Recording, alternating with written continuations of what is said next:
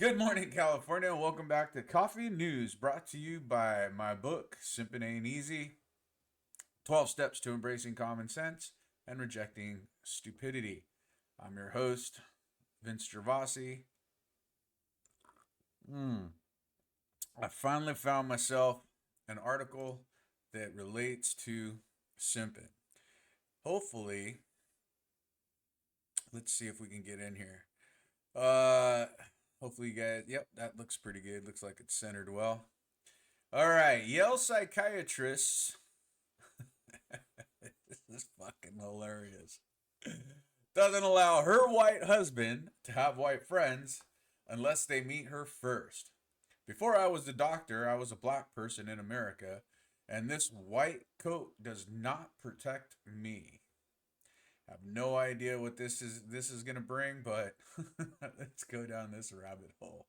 Oh, of course, we have Joy Reid, the ultimate racist. Let's take a moment to thank our sponsor, Mahalo Hosting.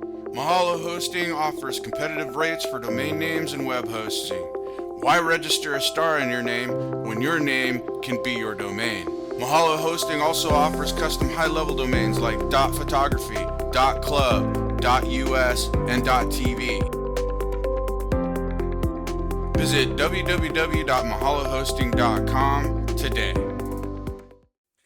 Dr. Amanda Calhoun, the Yale psychiatrist who said last month that it's acceptable to cut off family members who voted for Trump, is back in the news this week. The good doctor reportedly does not allow her husband to have white friends unless they have met her first.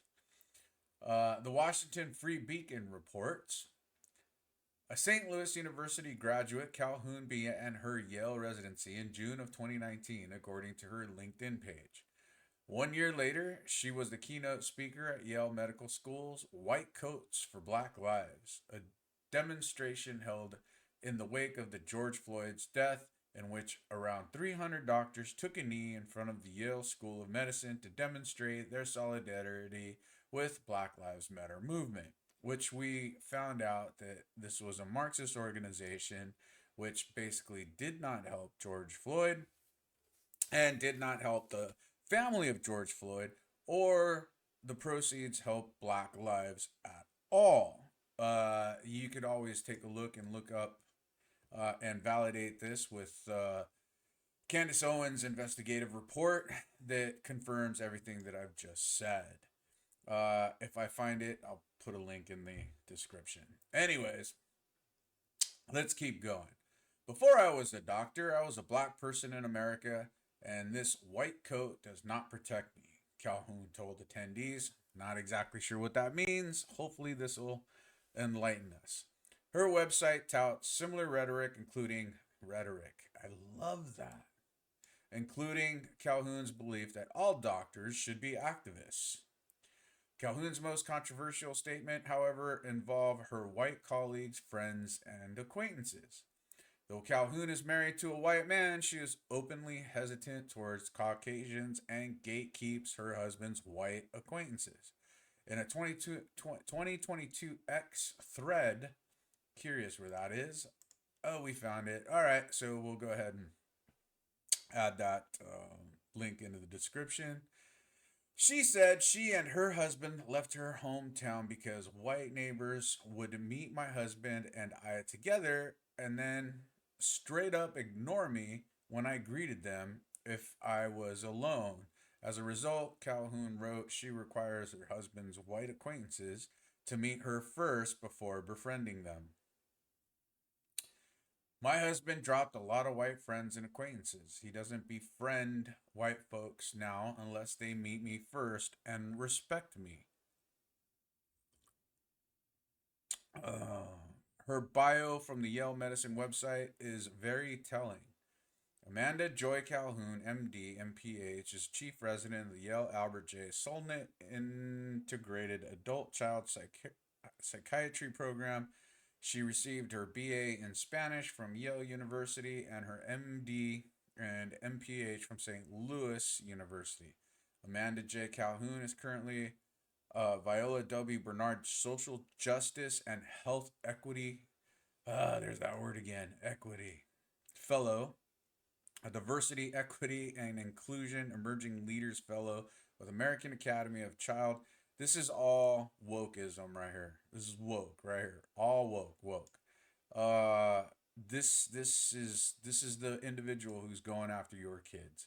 Diversity, Equity, and Inclusion Emerging Leaders Fellow with American Academy of Child and Adolescent Psychiatry and American Medical Association and Satcher Health Leadership Institute Medical Justice and Advocacy Fellow. God damn, that's a mouthful. uh, but this is typical. This is stereotypical. Anybody who has to tout all of these basically credentials is basically trying to impress people. Unfortunately, what they don't really understand is they got and received all of these resume fillers in order to satiate their own egos. Anyways, moving forward. Dr. Calhoun has authored over 30 publications, 19 of which she is has first authored, 19 of which she has first authored, doesn't make any sense. 19 of which she is first authored. She has first authored. Whatever, doesn't matter. Nothing to say. Abstracts and oral presentations and numerous conferences. Her research focuses on the mental health sequelae of anti-black racism in children. Anti-black racism in children? Trying to, so you're against black racism, anti-black racism.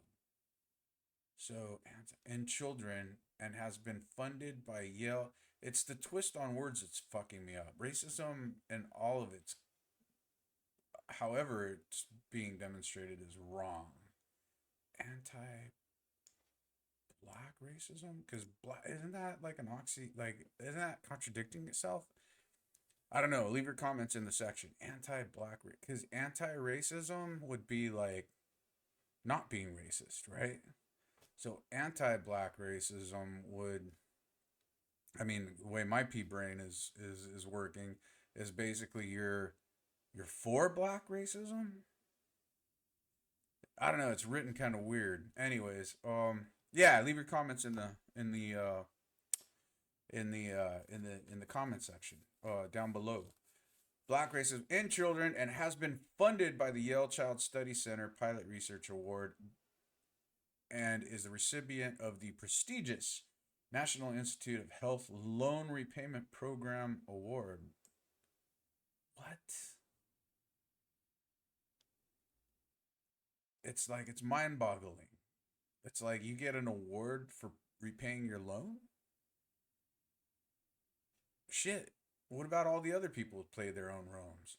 Anyways, keep going. Dr. Calhoun also specializes in the effects of medical anti black racism. Can you imagine someone you love being treated by this woman? For the love of all, this is the tweets for regard. For the love of all that is holy, make sure to check your doctor's social media presence before allowing them to treat you. Amanda Calhoun should be kept as far away from patients as possible. Black docs should not have to see. Well, I'll go ahead and leave a link. I'm not going to get into all of that. I'll leave a link into that particular thread in the description. You can read it yourself. Here's another one. Amanda Calhoun is a chief resident in Yale Psychiatry. She oversees the other psychiatric residents. In her published work, she writes approvingly of Ibram X. Kendi and Frantz Fanon, the latter of whom advocate revolutionary violence. This is one of her publications. 222. I'll leave a link to this article and then a link, and then all of that can be found in the X threads. It's obvious this individual is completely and totally of a Marxist mind. Here we go. There it is. This woman has turned psychiatry into a vehicle for progressive activism. Doesn't this limit her capacity as a medical doctor or a therapist? Well, yeah, she's doesn't have the ability to basically it's counterproductive. There was is that the end of the article? Well, that sucked. Yeah, this individual doesn't have the ability to be unbiased, or she's completely biased. This really gets into the like the political ideology and all of that good stuff. I don't necessarily want to touch about it, even though I've given you some comments. However, what is concerning is this man whom she's married to is without a doubt a simp. Her husband, whoever this man is, values her vagina and treats her vagina as it is gold, and it is the last word. This guy definitely does not own his testicles. His testicles are definitely in his wife's purse. The problem here, and I wrote about this in my book, Simp Ain't Easy, is that he doesn't have the intestinal fortitude or even the backbone to basically choose his own friends. He has to vet his wife has to vet all his friends. Now she gives the reason. Hold on, coming back here. Uh, he had to disown all of his friends. So to me, what that indicates, at least for this poor schmuck, is that he has no frame of his own. He doesn't operate within his own frame. And this is a key point because of the fact that he has to have his wife's permission. And the good doctor reported he does not allow her husband to have white friends. Re- the thing is these are his friends, and he's willing to give up his friends and his frame for what his wife says or does, which I mean, again, this is just one of those things within the book that I speak to. He doesn't have the he doesn't operate within his. He needs permission to basically, which basically is indicative of really a toxic relationship. She may be the shrink, but I find it that most shrinks actually go and get their psychology degree and become psychologists because they're trying to work out their own traumas. And they basically end up, this particular individual is basically projecting her own fears and her own shit onto her partner. This would probably be a marriage that should have never have taken place. So instead of what I see this guy doing is he's trying to fit his square peg into her round hole, and there's no euphemisms or puns or anything regarding, at least as far as the sexual puns are considered. What I'm getting at is this particular individual he met a woman and he's trying to fit within her frame, and he had to give up something in order to do that. And I'll bring it back into my own personal experiences. So I love to have an active lifestyle. I have hobbies such as uh, paddleboarding, cycling. At one point in time, I actually enjoyed running. I don't anymore. That's a whole other story. I had other activities that I really liked doing. The thing is I had to give up, or I didn't have to, but I particularly chose to give up all of those activities in order to get into a relationship with my ex-wife. And by doing so, I ended up building a resentment. You can't tell me that this guy, right, he's giving up his friends, probably lifelong friends, regardless of their skin color, right? If she doesn't approve of them, I don't think she'd approve of any of his friends, regardless of skin color, because of the fact that they're his friends. And so now she could probably meet, like, she'll approve of new friends that they meet, like together or whatever the case may be. But I seriously doubt that it has anything to do with skin color, and more so with her inability to function within normal society. So she's basically projecting her insecurities onto him, and by default, he has to get rid of all of his friends. So basically, getting back to what I was telling you is that I specifically chose giving up all of my personal uh, hobbies that I personally enjoyed in order to fit in her frame. And so by doing so, I ended up building a resentment, and subsequently, we ended up getting a divorce. Again, I'm not even blaming her, I'm blaming him because of the fact that he has no fucking testicular fortitude to stand up to it. I had to go back and relearn all of that, and come back full circle and realize that coming into future relationships, if I chose to get into future relationships, that the individual had to fit into my frame. Now I know that there's other YouTubers out there and video bloggers that are sitting there that are actually saying, well, frame, but what is, your frame, building your frame, it's like, well, the thing is you have to develop your frame. You have to discover who you are in order to get in order to find what it is that you're comfortable living with a little bit. So my frame, right? So these are the things that I enjoy doing. And this is just, again, I mentioned cycling, paddleboarding, having an outdoor lifestyle, skiing, so forth. I gave up all of those things in order to fit in my previous relationships' lives. And by doing so, I ended up losing a part of myself, things that I, enjoy doing. So once that happened and I had to fit into her frame, so I ended up basically doing the things that she enjoyed doing, like going to plays and, doing all of this, which is fine if there's a balance, right? So it's kind of like, I like heavy metal, right? And bringing my relationship into a concert, going and checking out, I don't know, Metallica, Anthrax, or Slayer, and all that other good stuff. That's fine. She can come in. She can come to the concert. I take her to the concert. Go watch a punk band. Going out into that heavy music genre. Well, the thing is she enjoys country music. All right. Well, so the thing is there's got to be a balance. It's like she comes to a heavy metal show, I'll go to a country show. I'm not big into country. I think, well, I've been called a closet country lover, but there's a few songs that I dig. But anyways, I digress.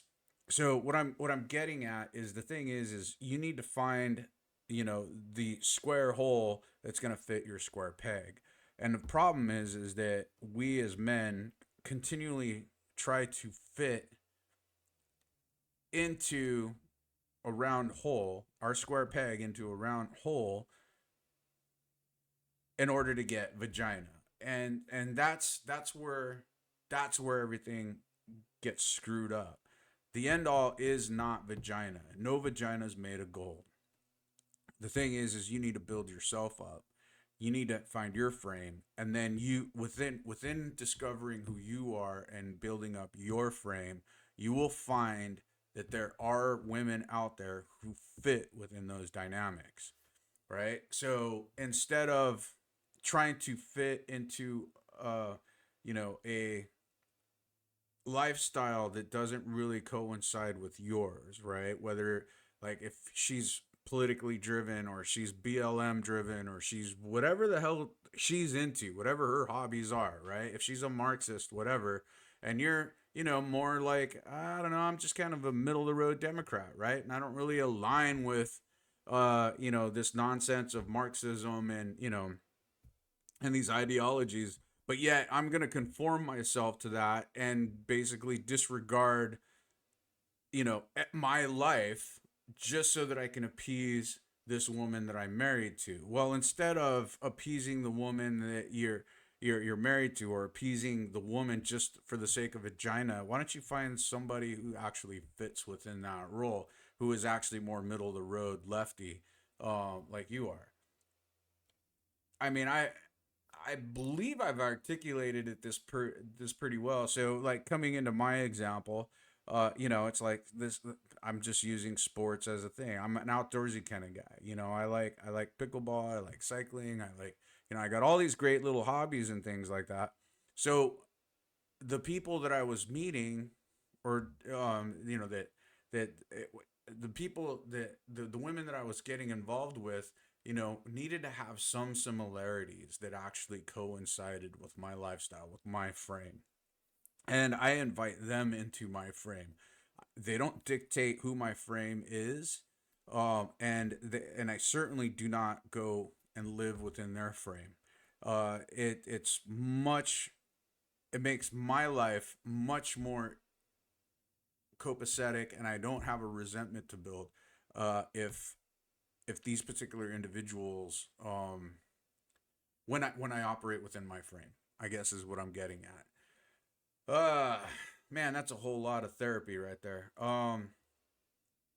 So, anyways, just to kind of sum it all up, uh, don't let anybody, male or female, whatever race or whatever, tell you how you should operate in your life. You need to operate within the parameters of your life. Don't allow people to embed stupid ideologies and stupid ideas into your head. Think for yourself. Think outside the box, and try to do everything. And this holds true for both male and female. Has nothing to do with the sex. It's just basically being able to think for yourself and operate, and developing the courage to be disliked, which is also a really good book too. So I'd recommend. I'll leave links to that book in the comments as well. Anyways, that does it for me, and hopefully I can come across more articles in regards to simping, because this poor schlep, he's definitely a king simp for allowing any woman, and I'm only speaking from experience, only because of the fact that I've given up a lot and gotten little return on any investment especially when I started to operate outside of who I am and outside of my frame. All right. Well, shameless plug. Again, I've mentioned it a couple of times, but simping ain't easy. 12 steps to embracing common sense and rejecting stupidity. It's on all platforms: Google, Barnes and Noble, and Amazon. Pick yourself up a copy. Till next time, love you, mean it.